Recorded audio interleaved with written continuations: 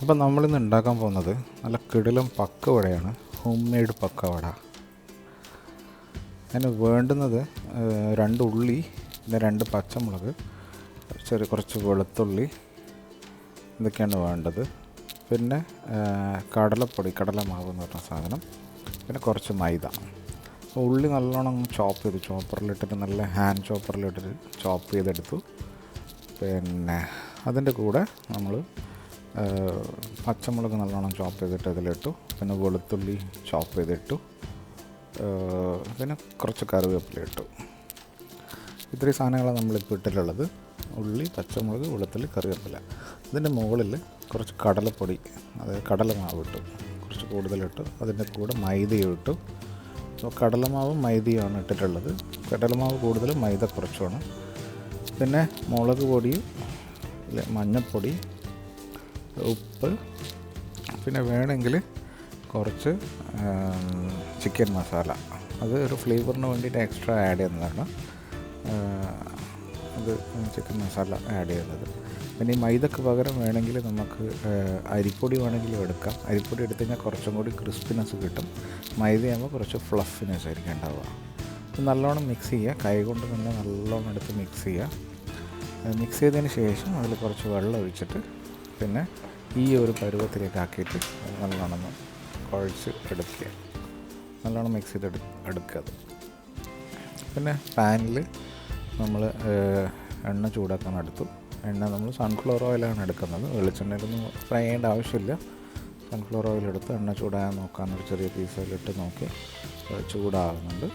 അപ്പോൾ അതിന് സ്പൂൺ കൊണ്ട് തന്നെ ചെറുതായിട്ട് കോരിയിട്ട് ഇങ്ങനെ എടുത്തിട്ട് കൊടുക്കാൻ പറ്റും. ഇതിലേക്ക് ഇങ്ങനെ ചെറിയ ഒരു ഇതായിട്ട് സ്പൂണിൽ തന്നെ എടുത്തിട്ട് നല്ല കട്ടിയിൽ കിട്ടുന്നുണ്ട്. മാവ് നല്ല കട്ടിയായതുകൊണ്ട് സ്പൂണിൽ തന്നെ ഇങ്ങനെ കോരിയിട്ട് അതിലേക്ക് എടുത്തിടാം.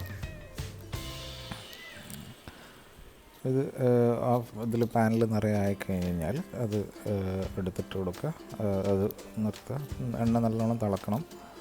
ആ സമയത്ത് ഇട്ട് കൊടുക്കുന്നതായിരിക്കും ഏറ്റവും നല്ലത്. അപ്പോൾ പെട്ടെന്ന് നമുക്ക് മുരിഞ്ഞ് കിട്ടും. അതിൻ്റെ കളർ ഒരു സൈഡ് ഏകദേശം ഒരു ഗോൾഡൻ ബ്രൗൺ അങ്ങനെയൊക്കെ ആയി വരുന്ന സമയത്ത് നമ്മളത് മറിച്ചിട്ട് ഇപ്പുറത്തെ സൈഡിലേക്ക് ആവാൻ വേണ്ടിയിട്ട് അങ്ങ് ഇട്ട് കൊടുക്കുക. ഒരു സൈഡ് ഏകദേശം നല്ലോണം കുക്കായിട്ടുണ്ട്, നല്ലോണം ഫ്രൈ ആയിട്ടുണ്ട്. അപ്പം അടുത്ത സൈഡിലേക്ക് മറിച്ചിട്ട് കൊടുത്തത് ആണത്. ഈ സൈഡും ആ 2 സൈഡും കൂടി ആയിക്കഴിഞ്ഞ് കഴിഞ്ഞാൽ നമുക്ക് നല്ലോണം എടുത്തിട്ട് എണ്ണ നല്ലോണം ഊറ്റി വറുത്ത് കോരിങ്ങ് എടുക്കാൻ പറ്റണം. കൂടുതൽ അതിലേക്ക് ഇട്ട് കൊടുക്കാണ്ടിരിക്കുന്നത് നല്ലത്.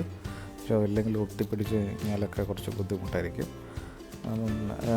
ഒരു പാത്രത്തിലേക്ക് മാറ്റി ടിഷ്യൂ പേപ്പർ വെച്ചിട്ടാണ് നമ്മൾ മാറ്റിയിട്ടുള്ളത്. അത് എണ്ണയൊന്ന് കുടിച്ചോട്ടെ എന്ന് വെച്ചിട്ട് മാറ്റിയതാണ്. ഇതാണ് നമ്മുടെ ഫ്രൈ ചെയ്തെടുത്തത്. ബാക്കിയുള്ള ലോട്ടം കൂടി നമ്മൾ ഒരുമിച്ചെടുത്ത് ഫ്രൈ ചെയ്തെടുത്തു. ഇതാണ് നമ്മുടെ കിടിലൻ പക്കവട. ഞാൻ നേരത്തെ പറഞ്ഞ പോലെ മൈദക്ക് പകരം അരിപ്പൊടി ഇട്ട് കഴിഞ്ഞാൽ നല്ലോണം കുറച്ചുകൂടി നല്ലോണം ക്രിസ്പി ആയിട്ട് കിട്ടും. മൈദയാകുമ്പോൾ കുറച്ചൊരു ഫ്ലഫിനെസ് ആയിരിക്കും ഉണ്ടാവുക. അപ്പോൾ ഏതാണ് നിങ്ങൾക്ക് ഇഷ്ടം എന്ന് വെച്ച് കഴിഞ്ഞാൽ ആ ഫ്ലേവർ നോക്കിയിട്ട് എടുക്കുക. പിന്നെ ഇതിനൊന്നും അളവുകളൊന്നും അങ്ങനെയൊന്നുമില്ല, എല്ലാം ഒരു കൈക്കണക്കാണ്. അപ്പോൾ ആ ഒരു നിങ്ങളുടെ ഒരു ഐഡിയ വെച്ചിട്ട് ഇതെടുക്കുക, കാര്യങ്ങൾ മിക്സ് ചെയ്യുക. ഇതാണ് അതിൻ്റെ പ്രോസസ്സ്. ആ പ്രോസസ്സ് മാത്രമാണ് നമ്മളിവിടെ കാണിക്കുന്നത്. ഇതിൽ കട്ടൻ ചായയുടെ കൂടെയൊക്കെ കൂട്ടാൻ നല്ല കിടിലനായിരിക്കും. അതിൻ്റെ കൂടെ കഴിക്കാൻ നല്ല അടിപൊളിയായിരിക്കും. ഇത് നല്ല 2 ഗ്ലാസ് കട്ടൻ ചായയും എടുത്ത് അതിൻ്റെ കൂടെ ഇത് പക്കവടയും എടുത്ത് കഴിച്ച് കഴിഞ്ഞാൽ നല്ല കിടിലൻ ടേസ്റ്റാണ്. അപ്പോൾ എല്ലാവരും ഒന്ന് ട്രൈ ചെയ്ത് നോക്കാം. വളരെ ഈസിയാണ്. നമ്മളൊരു 15 മിനിറ്റ് 20 മിനിറ്റ് കൊണ്ട് ഉണ്ടാക്കിയെടുത്തൊരു സാധനമാണ്. പെട്ടെന്ന് ചായ ഒക്കെ എന്തെങ്കിലും വേണമെന്നുള്ളതുകൊണ്ട് അങ്ങനെ ഉണ്ടാക്കിയെടുത്തതാണ്. അപ്പോൾ എല്ലാവരും ട്രൈ ചെയ്യുക. ട്രൈ ചെയ്തിട്ട് നിങ്ങളുടെ അഭിപ്രായം നമ്മൾ അറിയിക്കുക. അപ്പം ബൈ.